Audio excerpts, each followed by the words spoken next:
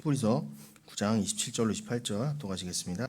한 번 죽는 것은 사람에게 정해진 것이요 그 후에는 심판이 있으리니 이와 같이 그리스도도 많은 사람의 죄를 담당하시려고 단번에 들이신 바 되셨고 구원에 이르게 하기 위하여 죄와 상관없이 자기를 바라는 자들에게 두 번째 나타나시니라. 아멘. 네, 우리가 지난주에 로마서 13장 그 뒷부분을 봤었는데요. 그 후반부 8절로 14절 봤었는데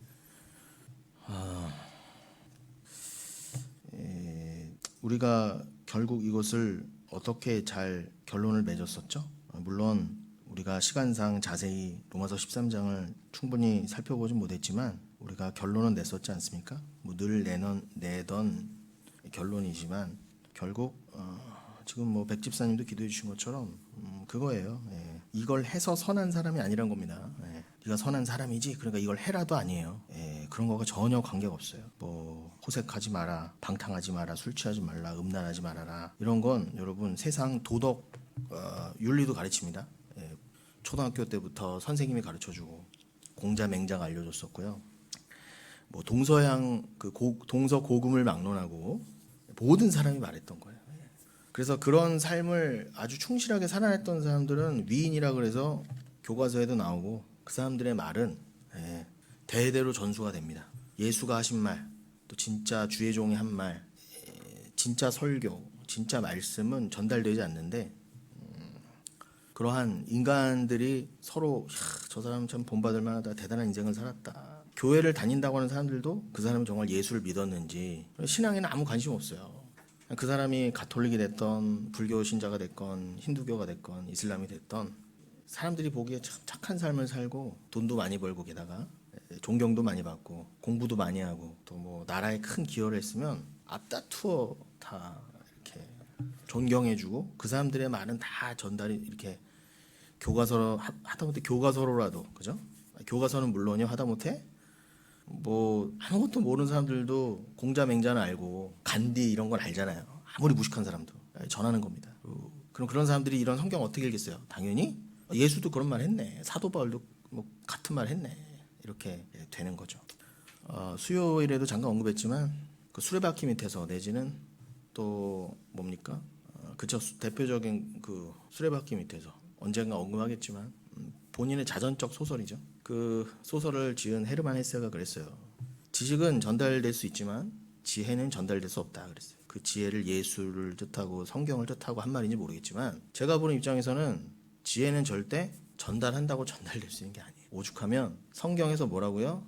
의는, 복음은, 천국은, 구원은 좁은 문으로 흐른다 그랬어요. 좁은 문으로 흐른다.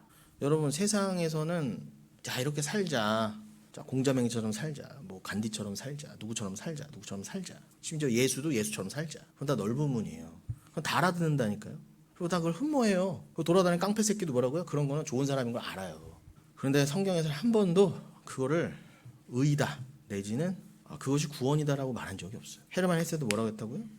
그 정도의 지식은요 전달될 수 있어요. 심지어 우리는 저 바다 밑도 모르지만 우주 끝을 안다고 쳐요. 우주 끝을 아는 지식도 어마어마한 지식이지만 그건 전달될 수 있다고요. 뭐 책으로든 말로든 또 사람의 행위, 그 사람의 인생. 그런데 지혜는 절대 전달되지 않아요. 여러분 인터넷 열어봐서 구글링이라도 해보세요. 예수, 그리스도 쳐보세요. 그럼 그 사람의 그분의 생애, 뭐 중요 업적 내지는 논란거리 이런 게 쫙 일목요연하게 정의되어 있습니다. 예수 그리스도에 대한 지식은 얼마든지 전달될 수 있어요. 그러나 그분이 지혜 자체이시고 그분이 하나님이시며 그분이 왜 유일한 구세주라고 하시는지에 관한 지혜는 절대 임의대로 전달될 수 없어요. 그걸 비밀이기 때문에 그래요. 그래서 이건 우리 게 아니에요, 여러분. 원래 이렇게 지금 우리가 지금 오늘도 나와서 이렇게 모여서 나눈다고 해서 이게 나누어질 수 있는 게 아니었단 원래. 제가 그걸 전달한다 보세요. 여러분 믿음이 없으면 여러분 받지를 못하잖아요. 전달한다 해도 받을 수도 없는 거예요. 공감할 수도 없는 거예요. 말 그대로 좁은 문이라는 것입니다. 그래서 모든 성경이 그렇지만 이 우리가 지난 시간 마지막에 읽었던 이 로마서 13장 마지막 부분도 누가 봐도 윤리 도덕의 말씀으로밖에 안 보여요. 더군다나 로마서를 구조적으로 살펴보면 어떻게 해요? 처음에는 교리적인데 후반부로 가면은 이제는 적용편이다. 지들 마음대로 해석해. 어플리케이션이다. 이렇게 살자의 얘기다. 그렇게 보일 수 있죠. 그러나 어떻게 살자로 보인다고 해서 그게 어떻게 살자가 아니에요. 살 수 있다도 아니고. 그런데 뭐예요? 너희 삶을 그렇다고 마음대로 방종으로 놓아라 그런 말 아닙니다. 호색하지 않고 호색, 아셀게이아라도 있는데 이게 뭐 단순히 뭐 성적인 걸 좋아하고 그걸 떠나서 이게 아셀게스에서 왔어요.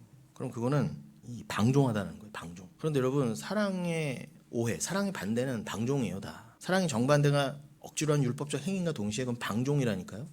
왜냐하면 사랑의 정반대는 억지로 하지 않으면 방종하거든요. 극단으로 가게 돼 있어요.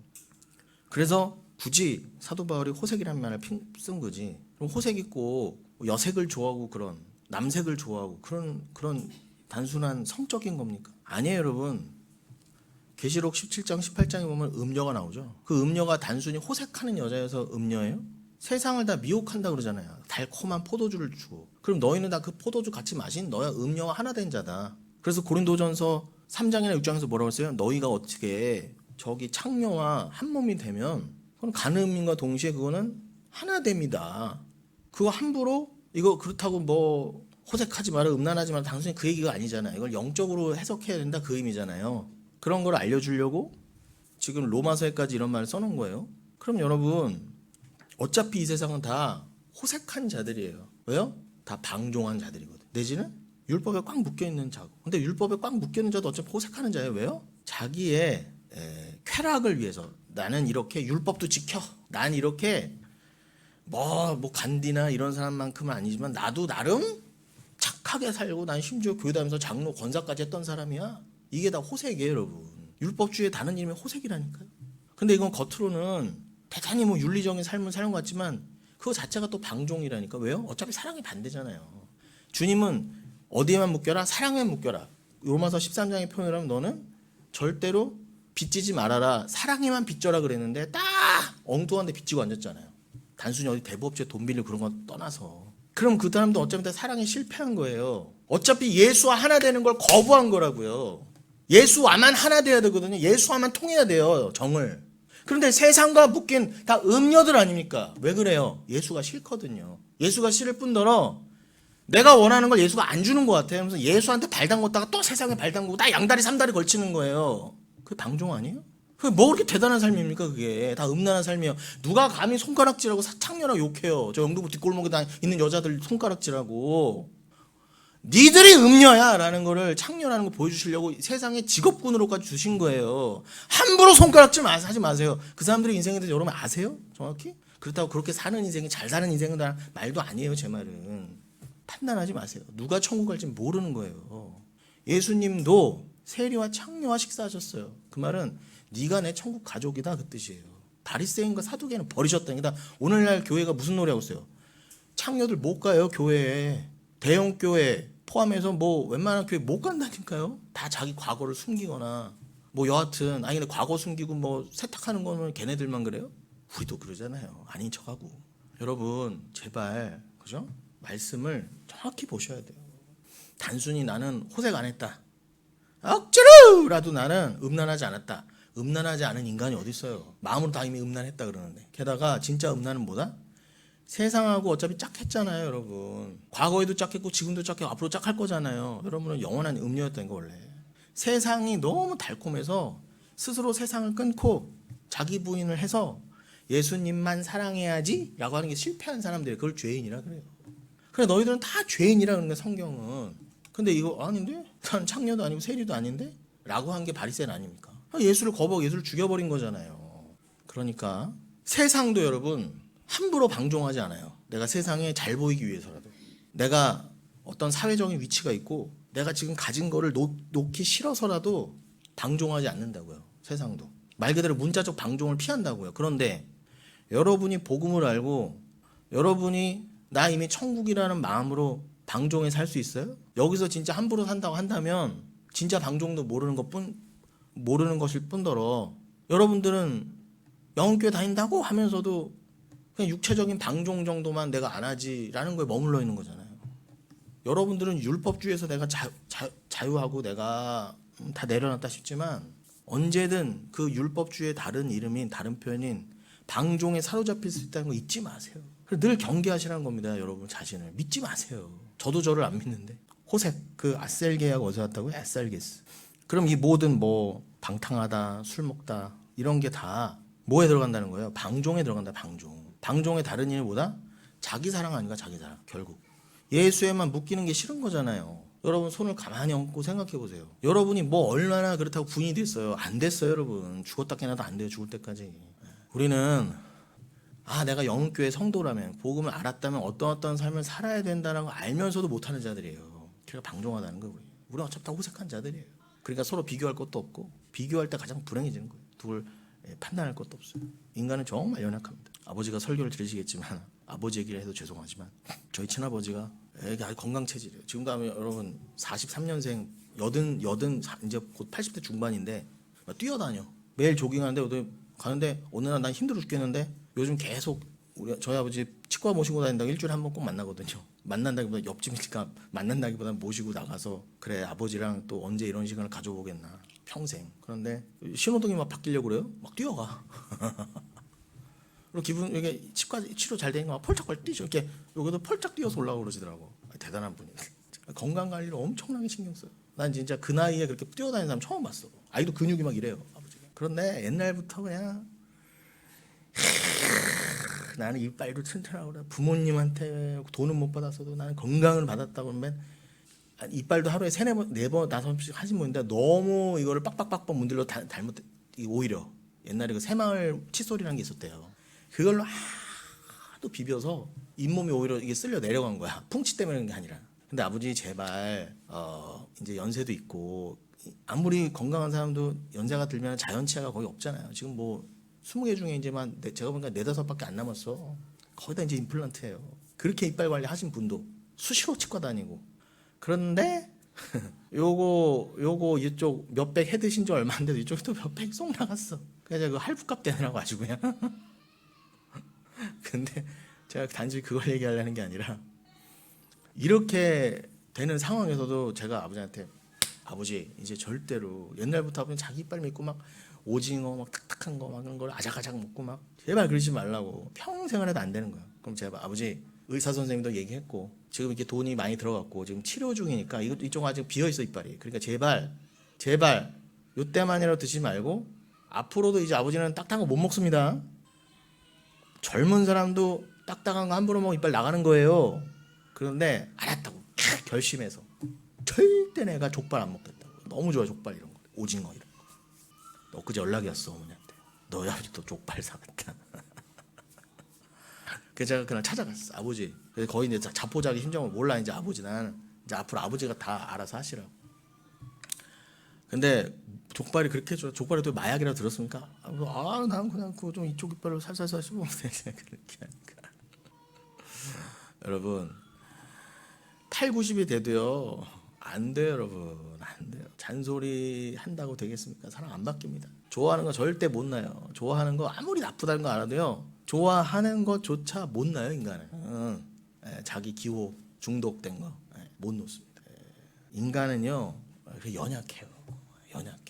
그러니 그런 것도 안 되는 인간들이 뭘 자기 부인을 이게 여러분들은 뭐 복음을 아신다고 뭐 여러분들의 삶에 있어서 뭐 여러분들의 뭐 입맛, 기호, 버릇 이런 거 함부로 바꾸실 수 있으세요 지금? 여러분 고집 바꾸십니까? 제가 보기엔 안 바꿔.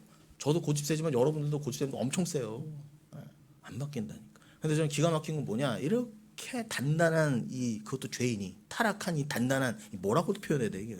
아무리 쑤셔도 안 들어가는 이 존재가 해체가 돼요 말씀에. 근데 그것도 내가 하는 게 아니에요. 그러니까 이게 하게 만드시는 거예요. 어디까지 간다? 아니 이 말씀이 내가 하라가 아니네?로 어떻게 보여 이게? 이거 죽어도 깨나도 안 되는 거예요. 호색하지 말아라, 뭐 하지 말아라가 억지로라도 내가 해야지가 아니야. 그러면 일단 뭐는 넘어섰다는 거예요. 세상 기준은 넘어섰다는 거 아닙니까? 그러면은 안 되더라도 근본적으로 안 되더라도 윤리 도덕적으로 우리가 그리스도인 다음 삶을 사는 건 당연한 거고 그거를 해야 된다. 해야 천국 간다. 해야 복 받는다의 문제에서 넘어서시라는 거예요. 이미 우린 넘어선 줄 믿습니다. 그래서 사도 바울이 이 얘기들 진짜 쓴 거 뭐겠어요?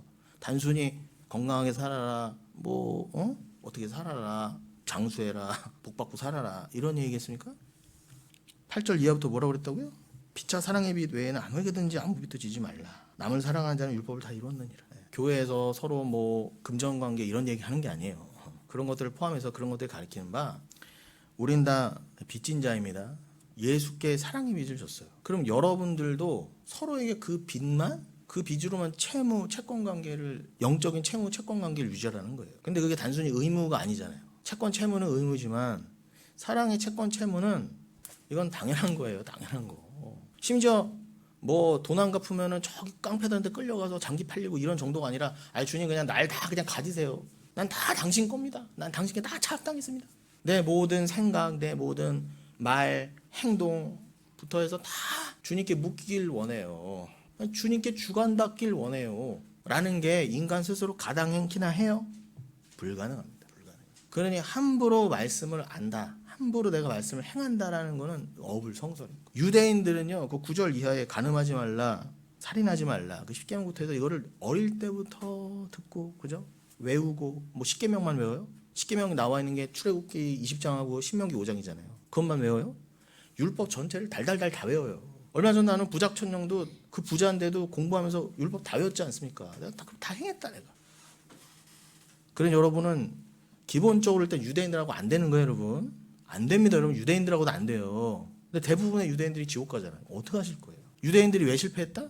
열심히 지키고 율법도 알고 난 다 했다 했는데 하나님 사랑과 이웃 사랑을 못 깨닫네. 이걸 못 깨닫는 거예요. 진짜 이웃이 누구인지, 하나님을 사랑하는 게 무엇인지, 사랑이 무엇인지, 용서가 무엇인지. 그러면 진짜 이웃 사랑을 하시고 이웃 사랑을 행하러 오시고 진짜 하나님의 기준에 맞춰서 하나님이 교회를 사랑하라 한 말씀에 너무나 정확하게 삶을 십자가에서까지 살아내셔서 그 본질이 사랑이신 분이 일부러 내려오셔서 십자가까지 행하셨어요. 안 그러셔도 되는 분이. 그럼 뭐 도장을 찍은 거 아닙니까? 그러면은 진짜 하나님 사랑, 이웃 사랑의 핵심은 예수고 그걸 이루실 수 있는 분도 예수고 결국 그 예수 사랑하라였구나라는 게 바로 성경의 모든 계명이구나. 그게 간음하지 말라, 살인하지 말라라는 모든 계명의 핵심이구나. 못 듣는 거야, 유대인부터. 유대인도 안 되는데.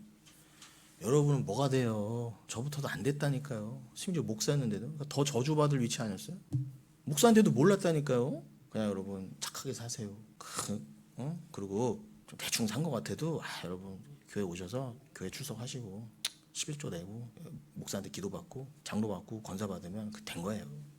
근데 저는 그래도 그나마 달랐던 게 이게 과연 맞을까? 이건 아닌 것 같은데. 그리고 저는 기본적으로 여러분 이 권위주의에 대한 반감이 있어요. 권위주의에 대한. 무조건 까라면 까 이게 저는 안 돼요. 이게 뭐 이성적으로 논리적으로 딱 설득이 돼야 그게 된다고요. 그러니 뭐 예전도 그렇고 우리나라에 저 같은 성향이 저만 있었겠습니까? 예. 그러니 말도 안 되는 권위주의에다 한 거예요, 우리나라가. 그래서 오늘 이만큼 이렇게 자유롭게 사는 거예요. 이 국가적으로도. 사실. 저희 보세요, 여러분. 아프리카나 이런 데도요. 그냥 왕도 아닌데 그냥 군부가 들어서서 딱 하나 통치하고 그냥 계엄령 내리고 딱 하면은 그냥 다 그냥 뭐 탈레반 보세요. 그리고 살아야 되는 거예요, 여러분. 학교도 못 가고 취업도 못 하고. 여자도 어디 감히 얼굴을 드러내고 다녀요. 이러고 그냥 어디 감히 교회로 와요. 교회도 없지만 그건 좀 다른 얘기로 가니까 그만하고 딴 때 또 얘기하고. 그래서 10절에 사랑은 이웃에게 악을 행하지 않으니 그러므로 사랑은 율법의 완성이니라. 결국 사랑은 이웃에게 악을 행하지 않는 거. 우리 진짜 이웃은 누구다? 예수에게 카코스가 악을 행하지 않는 거죠. 악의 반대가 뭐예요? 아가토스, 선이잖아요. 아가토스가 우리 거예요? 하나님 보시기에 좋았더라 하는 그 선이 하나님 보시기에 좋은 게 진짜 선이거든요. 그게 악의 반대예요. 근데 우리는 절대로 예수 그리스도는 진짜 이웃은 물론이고 이 땅에서의 문자적 이웃한테도 절대로 우리는 선을 행할 수 없는 존재였어. 아까 뭐 백지사님도 기도해 주셨지만 선도 꾸며진 그 선을 왜 했어요? 진짜 선도 아닌데 결국 나 자랑 때문에 한 거잖아요. 나 때문에. 내 유익 때문에. 그래서 예수가 오실 수밖에 없었던 거예요. 아무런 대가 없이 그 하나님 보시기에 좋았더라. 그 하나님의 의의 기준에 맞춰서 진짜 자신을 다 내어 쏟을 수 있는 그 사랑은 예수밖에 없거든요. 그럼 너희는 그 예수 그냥 믿어라예요. 그래서 믿어라의 다른 말이 사랑하다라니까. 그럼 우리에게는 아가토스도 없고 사랑도 없는데 아가페도 없는데 어떻게 예수를 사랑해요? 그냥 너는 이제 하나님과 곧 예수를 사랑하고 믿게 돼 있어. 내가 그렇게 만들었어 하고 성령을 통해 내가 믿음 주었어. 사랑 주었어. 그렇게 돼야만 우리에게서 비로소 그 주신 사랑과 말 그대로 그 사랑의 능력으로, 은혜의 능력으로 예수를 부여잡을 수 있는 거예요. 나로서는 안 되는군요. 나는 완전한 실패자군요. 그 은혜에 비춰봤을 때 나는 완벽한 실패네요. 내가 아무리 대단한 부자고 뭐 모든 걸 이루고 나라를 구하고 심지어 뭐 온 나라와 세계에 추앙을 받고 노벨상을 받고 뭐 다 받았어도 안 되는 거였네요. 이렇게 가야 되는 거예요. 근데 보세요. 우리는 솔직히 윤리 도덕의 측면에서도 노벨상 받고 세상 존경받는 사람들의 발끝도 못 쫓아가잖아요. 우리에게는 그 예수와 복음이 없었으면 우리는 완벽한 절대절망이다. 완벽한 절대절망. 그러니 그렇구나.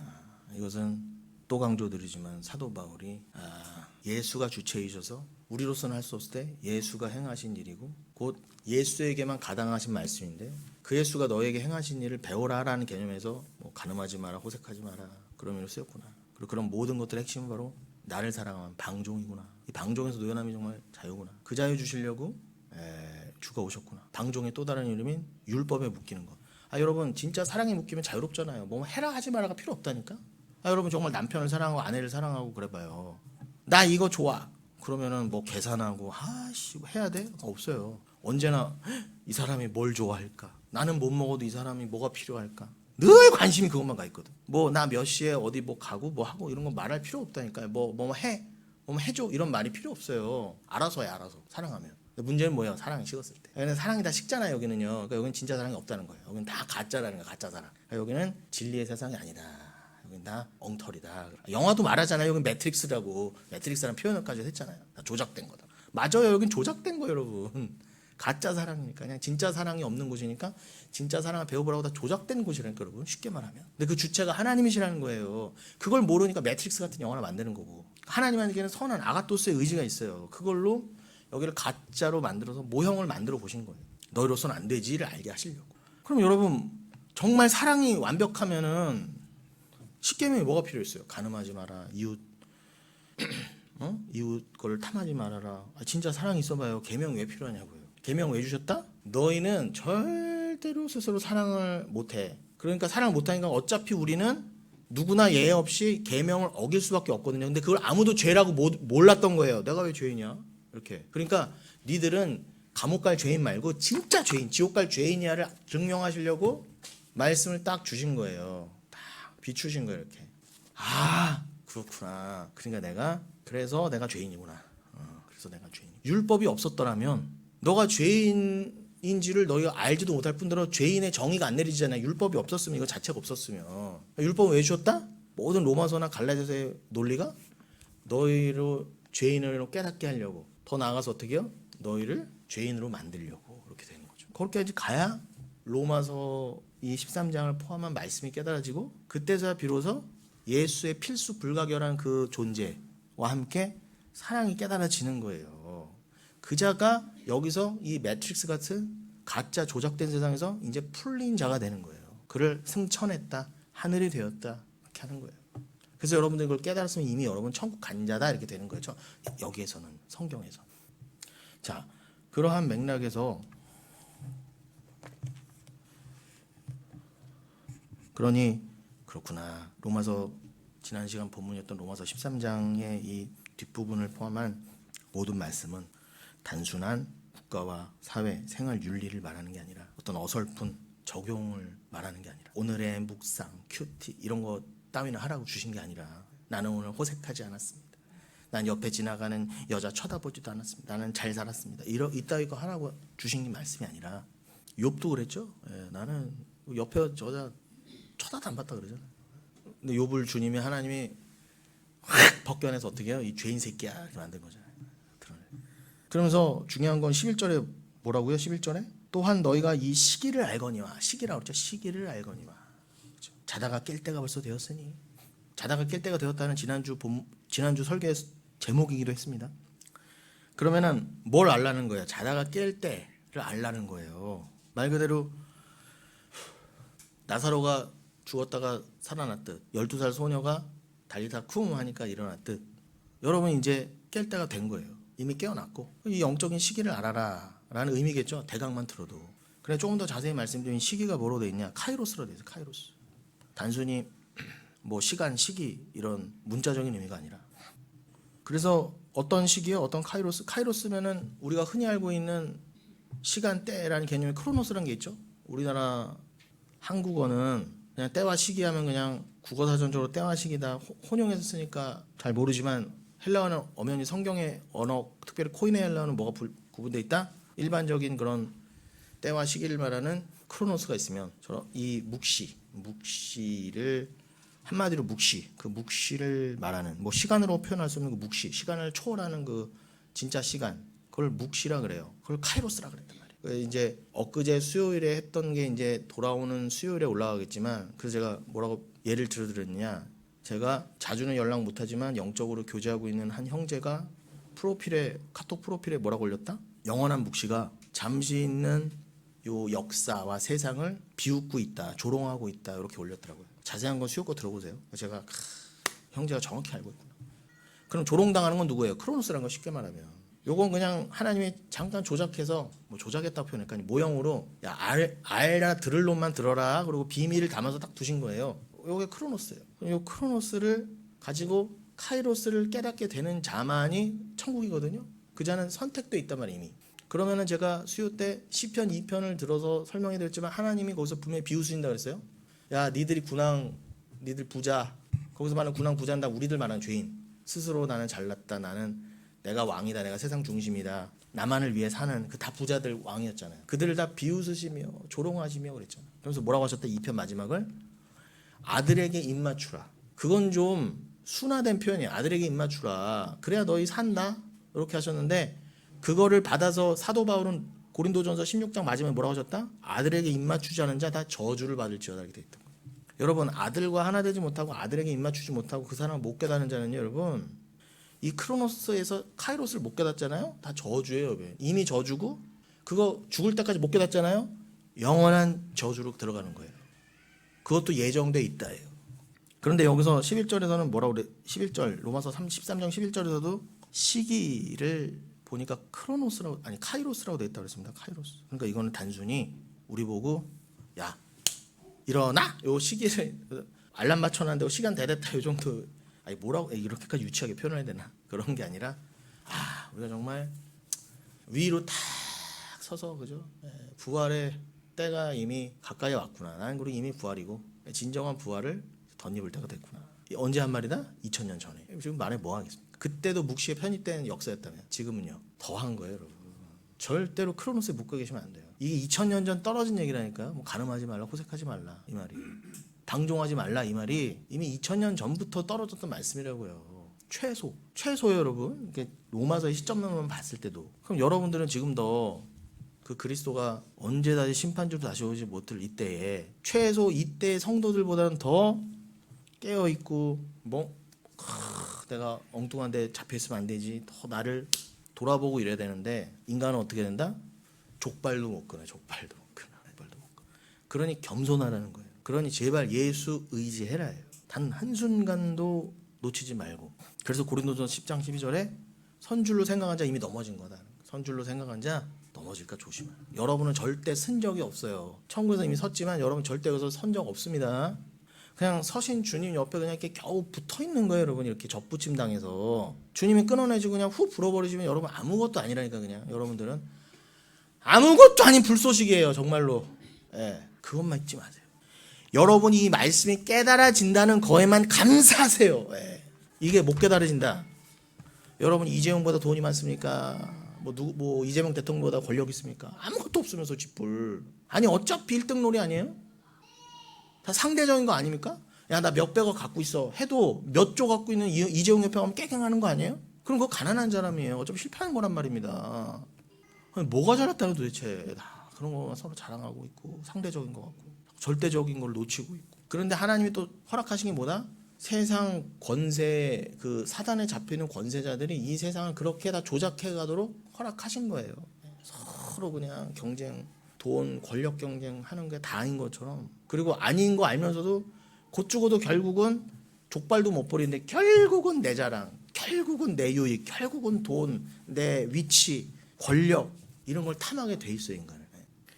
그러니 여러분, 이 소테리아, 구원이 처음 믿을 때보다 가까웠음이라 그랬습니다. 그러니까 이 시기란 게 카이로스란 시기가 로마서 13장 11절에 표현을 하면서 정확히 어떻게 우리가 또 이해할 수 있다고요? 소테리아, 호소테리아, 그 구원이 가까웠다. 이미 받은 구원이지만 완성이 가까웠다. 이 말이 언제 떨어졌다? 2000년 전에.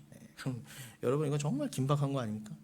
어디에 정신 팔고 있어 도대체 어디? 왜 정신을 못 차려요? 시기를 모르니까. 아니 자고 있으니까. 이렇게.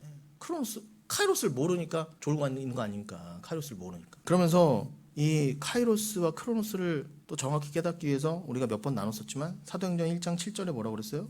자막으로 안 넘겼지만 거기에 분명히 여러분 1장 8절은 뭐 이전에 순복음에서 하도 외우라니까 다 외웠잖아요. 근데 기가 막힌 건 그거 외워야 순복음교회 성도, 순복음교회 교인이다, 신자다, 뭐 목사 시험 볼 때도 항상 주관식으로 나오는 게 사도행전 1장 8절인데 나중에 목사 한 수 시험 볼 때 1장 8절도 못 쓰는 인간도 있더라고.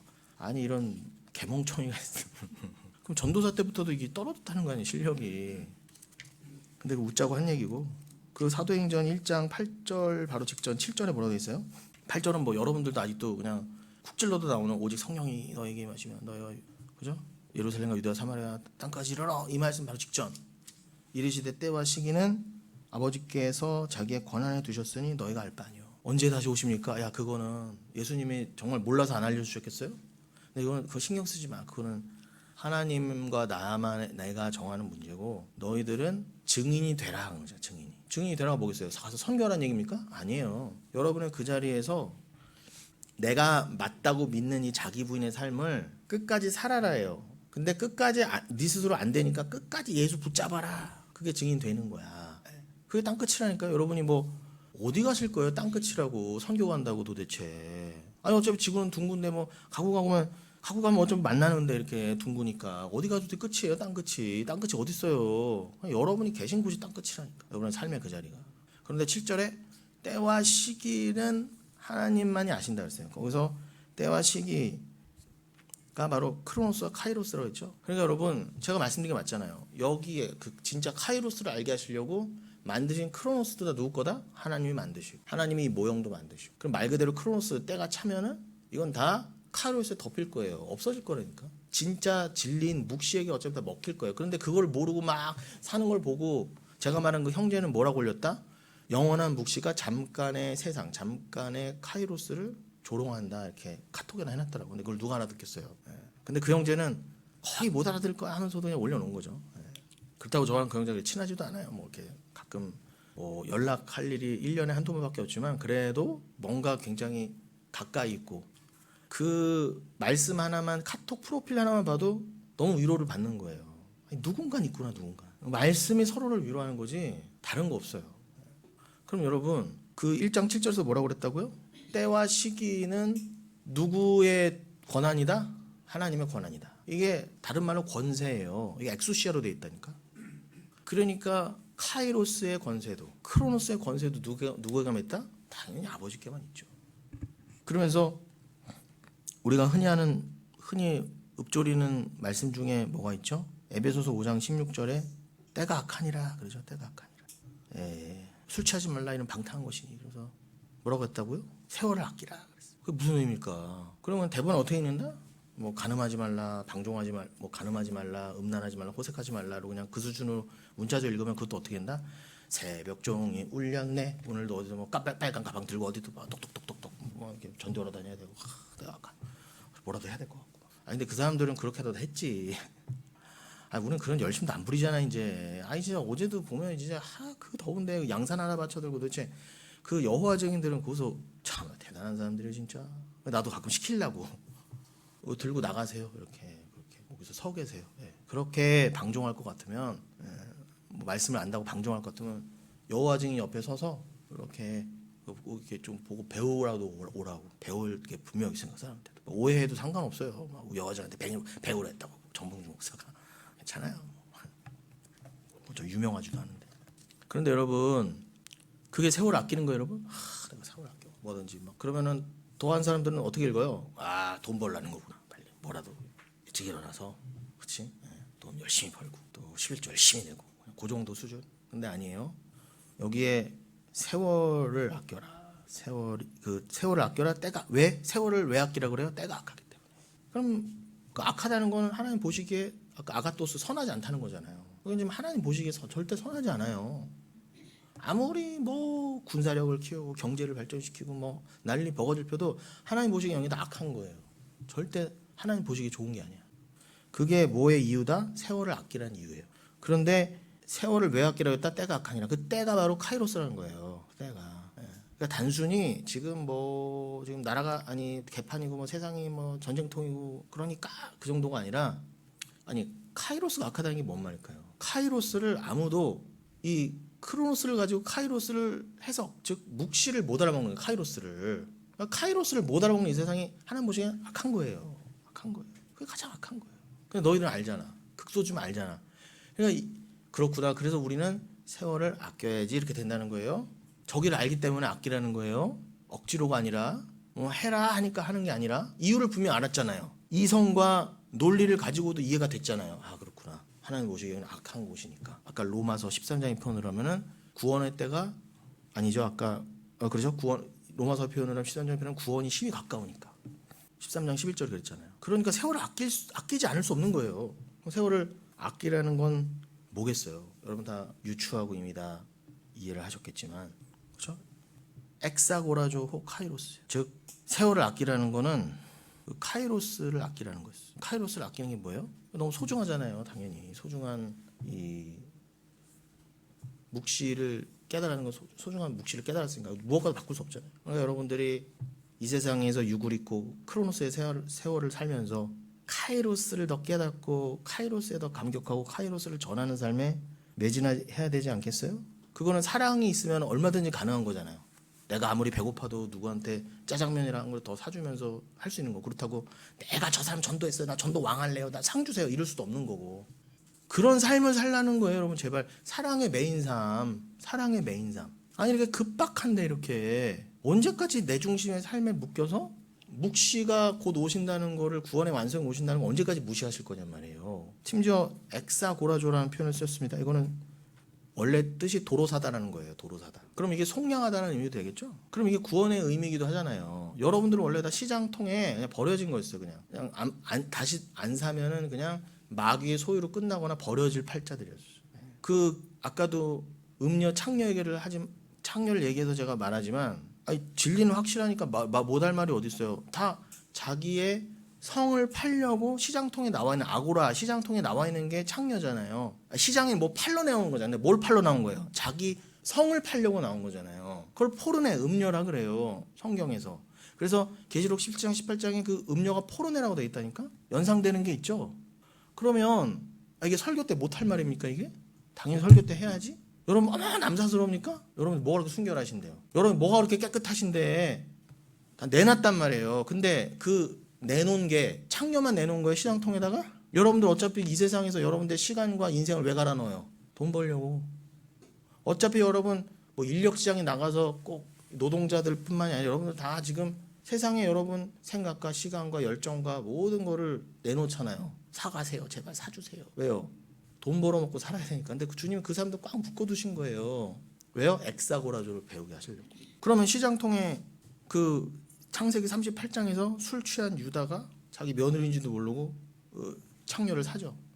하나님 기가 막히신 거예요. 그러한 인간의 죄도 합력하여서 예수 그리스도로 이어지게 하시는 그 하나님의 역사가 아니면 우리는 다 그 수준인 거예요. 그 유다도 자기 며느리인 거 몰라봤고 나중에 며느리가 자기도 어차피 통관한 놈이면서 나는 아닌 척하면서 어떻게 해요? 저 며느리 전현이 누구랑 붙어먹어서 저게 죄송합니다 표현이 너무 누구랑 저렇게 해서 또 애가 나왔나?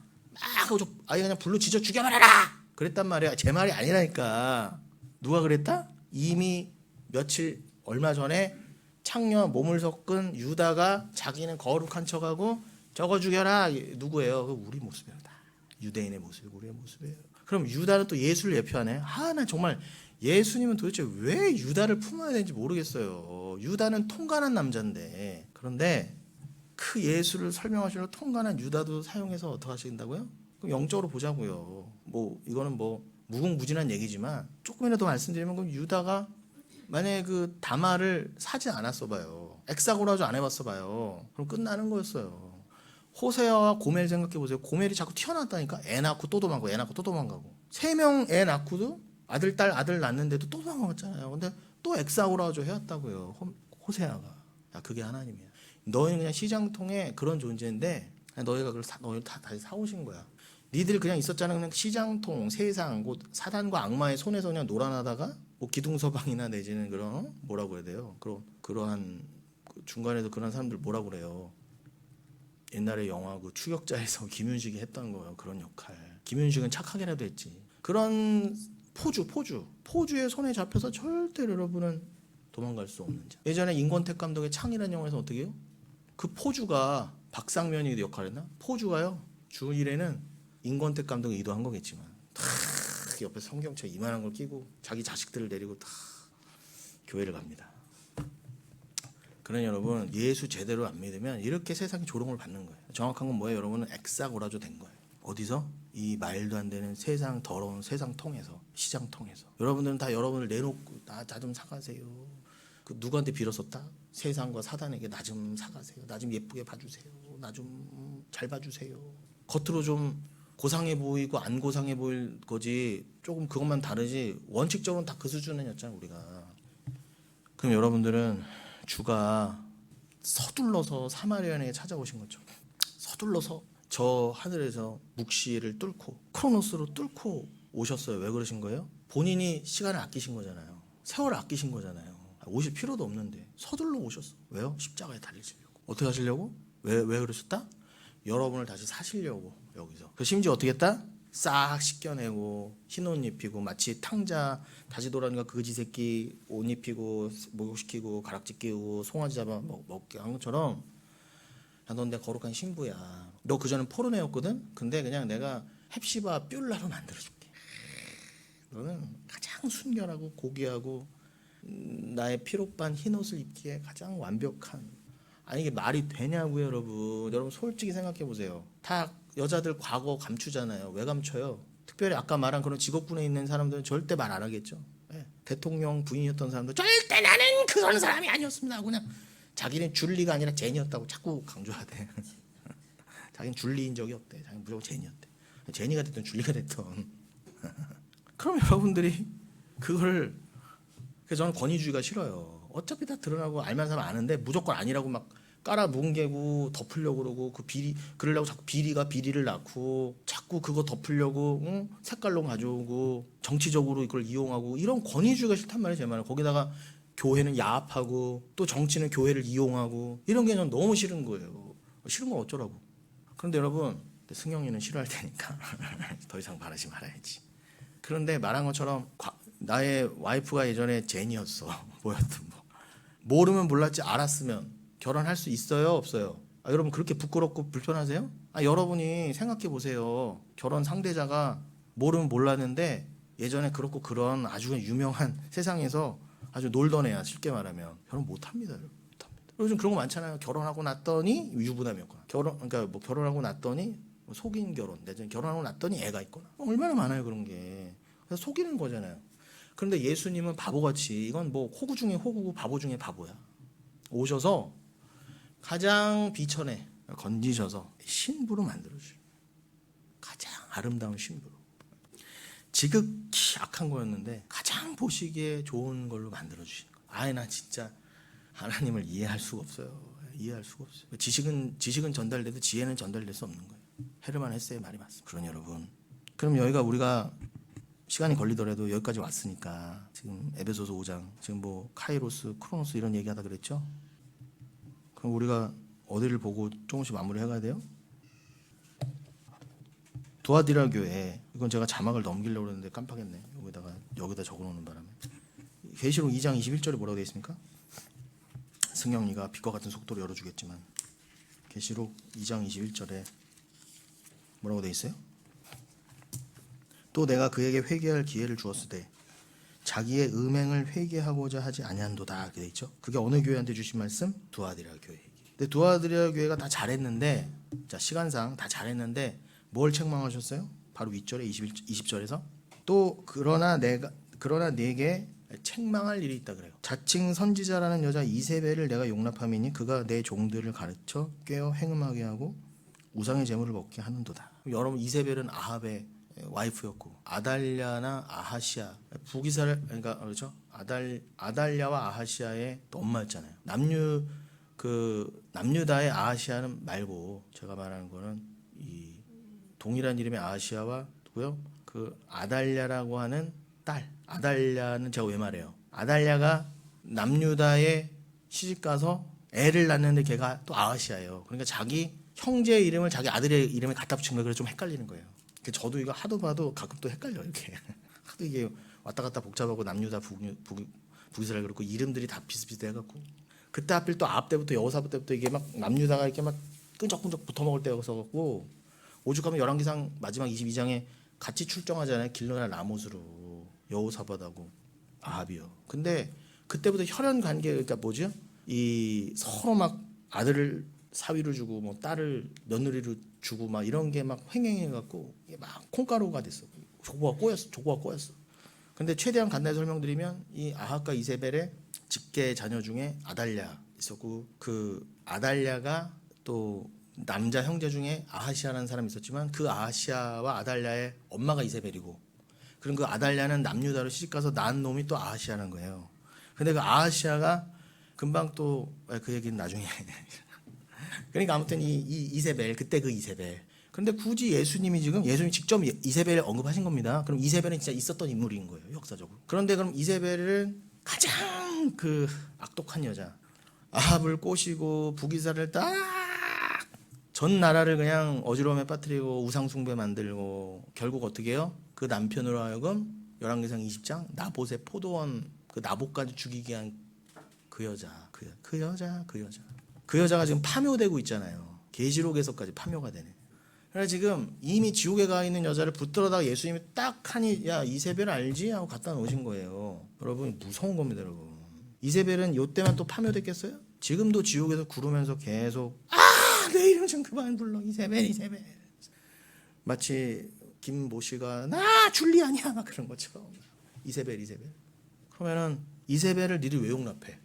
아니 북이스라엘 때만 봐도 아합이 왕이라는 놈이 율법을 안다는 놈이 그 여자 그것도 이세벨은 바알 신을 섬기는 제사장의 딸이었습니다. 엣바알. 그러면은 아니 결혼을 아무리 사랑해도 그렇지 어떻게 종교가 완전히 다르고 신앙이 완전히 다른 여자를 어떻게 들여와서 또 그 여자 말을 다 들어서 나라를 온통 어지럽히냔 말이에요. 그러니까 아합과 이세벨은 씻을 수 없는 죄를 지은 거예요. 그런데 감히 그 이세벨을 너희가 용납했다 그러잖아요. 두아들에게.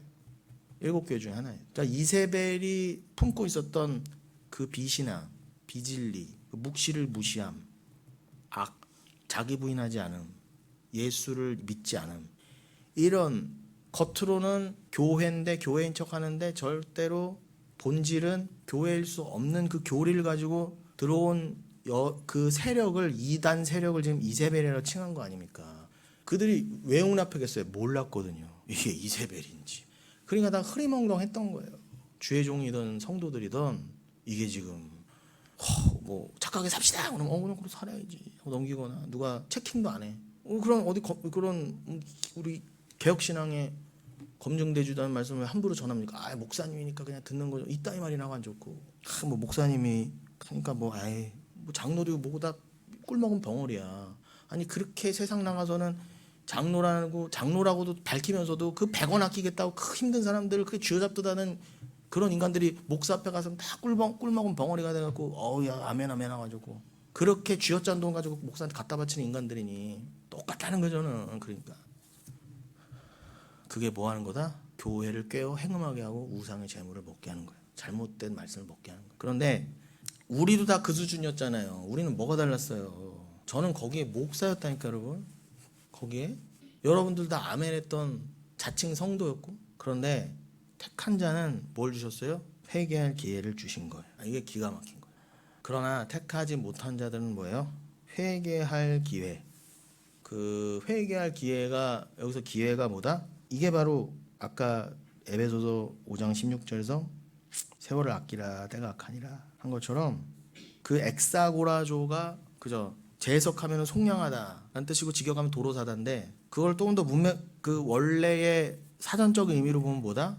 그거는 어떻게 해서든 돈이 얼마가 들던 이게 너무 소중한 거야. 그러면은 그걸 사라는 거예요. 그래서 그 에베소서 5장 16절에 세월을 아끼라 때가 악하니라 세월을 아끼라는 기회를 사라라는 말로도 번역할 수 있는 거예요. 재해석할 수 있는 거라고. 기회를 사라. 지금 너희들의 삶에서 뭐 좀 돈 좀 더 벌고 뭐 얼마 손해보고 이게 문제가 아니라 지금 너희가 묵시를 생각하면서 그 묵시적인 삶을 살고서 깨닫고 더 자기 부인 되어가는 삶에 있어서 중요한 게 더 뭐가 있어. 그거를 위해서라면 어떠한 수고도 감내해라. 어떠한 손해로 보이는 것도 감내해라. 심지어 내 재산이 다 날아가고 내 목숨이 날아갈 정도가 되더라도 그 기회를 사라! 가 에베소서 5장 16절이에요. 그게 종말에 우리에게 떨어진 삶이라고요. 그게 단순히 음행하지마 간음하지마 보다 더 기가 막힌 말씀 아니에요? 여러분들은 더 어미한 말씀이 떨어졌다고요. 할 수만 있다면 최대한 묵시를 깨닫고 그것을 위한 삶을 사는데 온 전신을 투신하라 해요. 좀 알았다고 함부로 살라가 아니라 더 지엄한 명령 아닙니까? 그런데 그러한 동일한 맥락에서 뭐라고요? 두아디라 교회에게 똑같은 말씀하신 거예요. 그거를 그 기회도 어차피 하나님 주시는 거고 그 기회를 살 수 있게 하시는 분도 하나님이고 그 기회를 사시는 분도 하나님이지만 유다가 다말을 취한 것처럼 예수가 이 땅에서 우리를 엑사고라주 하신 것처럼 다 하나님이 하시는 거지만 표현은 어떻게 하셨다? 너에게 내가 기회를 주었다. 다 줬습니다, 여러분.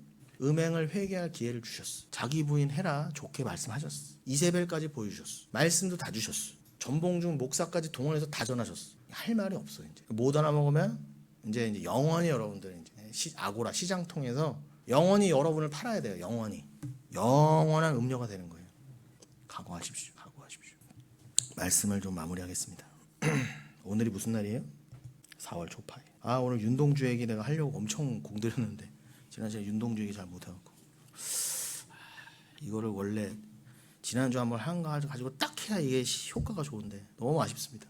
그러나 또 주님 뜻이 있겠죠. 윤동주 얘기는 조만간 꼭 할 겁니다. 여러분들이 잃어버린 이제 그런 말 했었나 잃어버렸다 싶을 때 또 할 거예요. 제발 쉽게 쓰여진 시 뭐 이런 거 좀 보세요. 제발 유튜브를 보시지 말고. 윤동주 시인이 장로교 교인이었는데 아버지가 장로고 그 어느 교회를 다녔었냐? 그 송몽규 여러분 영화 그 동주란 영화 보면은 박정민하고 강하늘이 나오잖아요. 강하늘이 윤동주 역할이고 박정민이 송몽규 역할했잖아요. 그 송몽규가 아주 절친이자 고종 사촌이었습니다.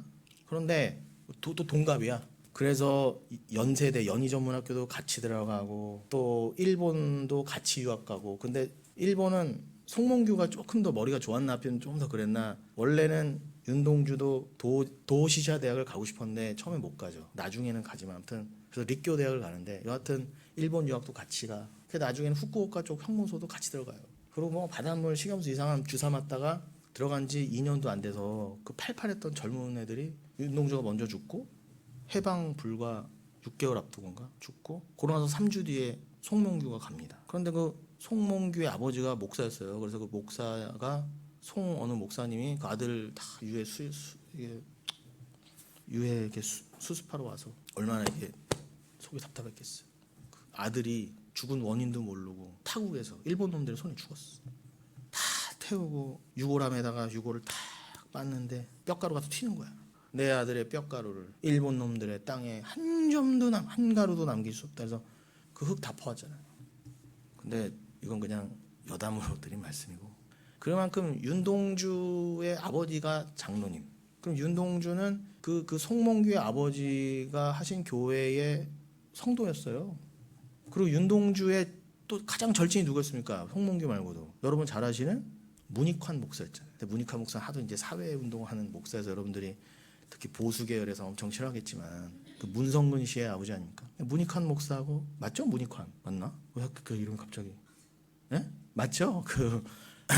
그래서 그 문익환 목사가 평소에 윤동주 씨 얘기를 많이 했잖아요. 그런데 하고 싶은 말은 분명히 기독교적인 관점에서 많은 시를 썼어요. 이 시도 분명히 쉽게 쓰여진 시도 썼을 거라고요. 근데 저는 윤동주 시인이 정말 천국에 갔는지 또 어떠한 신앙으로 살다 갔고 일본에 항거를 하고 이런 시들을 썼는지는 몰라요. 중요한 건 아무리 위대한 삶을 살고 지금 윤동주가 그러잖아요. 근데 아무리 교회를 다니고 이런 위대한 시를 쓰고 독립운동을 했어도 제가 오늘 전한 복음을 제대로 몰랐다. 죄송한 윤동주 씨도 지옥 어딘가에 지금 있을 거란 말이에요. 돌을 던져도 괜찮아. 네가 뭔데? 감히 독립투사를 윤동주의 발가락도 못 쫓아가요. 그러나 말합니다. 그런 윤동주도 이걸 몰랐던, 그러나 우리는 알잖아요. 안 자들은 하나님이 남겨놓으신 윤동주라는 인생을 통해 남겨진 편린을 통해서도 우리는 진리를 알 수 있다고요. 저는 그걸 말하려는 거지, 단순히 윤동주가 중요하다, 윤동주 배우자, 뭐 윤동주 시를 좀 외워보자라는 말이 아니에요. 오해할까봐 높아심에 드린 말씀. 바로 그런 거를 좀 해야 여러분 이 뇌도 자꾸 안 썩고 사람이 좀 깊어지고 생각이 깊어지죠. 아니 그래야 우리가 좀 깊은 말씀을 좀 나누죠. 아니 좀 그걸 원해서 그래요. 지엽적인 거예요. 그러지 말고 깊은 영적인 우리가 대화를 나누고 우리 교회가 영적으로 깊어지려면 이런 것들이 다 필요해요. 또 그걸 위해서 가져다 우리가 또 나눠보는 것이고. 아무튼 그래서 윤동주 시인 얘기는 또 다음에 하겠지만, 오늘 무슨 날? 예지야, 오늘 무슨 날? 부처님 오신 날. 부처님 오신 날. 석가모니가 오신 날. 오늘 4월 초 8일이라고 하죠. 음력 4월 8일. 4월 초 8일이라고 합니다. 저희 집 장릉산 바로 내려오는 그 장릉산 자락 밑에 승가대학이 있어요. 신학교죠. 중앙승가대학. 그 연등이 그래서 그냥 그 큰 길까지 쫙 있더니 아니 왜 이렇게 차가 많아? 막 그랬더니 원래는 거기 주일에 밀릴 때가 아니거든요. 그때 다 기온 걸. 게다가 뭐예요? 거기 선거철이잖아. 그러니까 와서 카오스. 야 진짜 아사리판이구나. 평소에는 오지도 않던 사람들이 선거철이니까 또 거기 사람들 몰릴 거 알고 와갖고 목이 좋잖아요. 근데 내가 길을 잘못 들었구나. 그래도 좀 더 내려가고 어떻게 해요? 거기 바로 밑에도 성당 하나 있거든. 한 1km도 안 돼요. 또 성당 앞에도 또 이러고 있대. 거기도 세파가 와갖고 그 좁은 길에. 아 정말 우리 교회 얼마나 좋습니까? 안 오잖아. 올 일도 없고.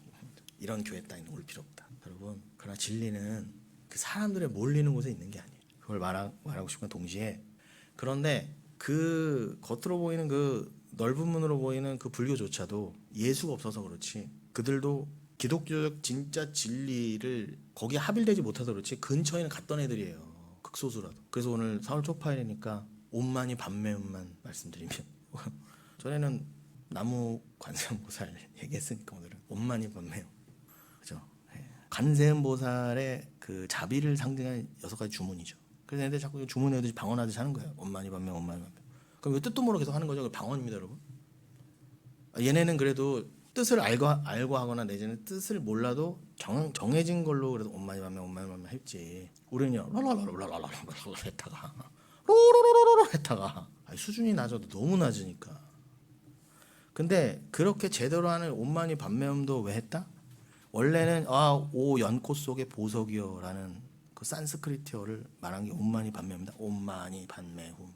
이거를 계속 외우면 잘못된 교회에서 매슈매다고 주기도문 만번에요라는 똑같은 거예요. 이걸 자꾸 하면은 번뇌와 속죄와 제막이 소멸되고 관세음보살의 지혜와 그 가피, 즉 그 중생에게 힘을 주는 자비, 은혜, 우리로 치면 은혜를 얻게 된다. 이걸 자꾸 외우면.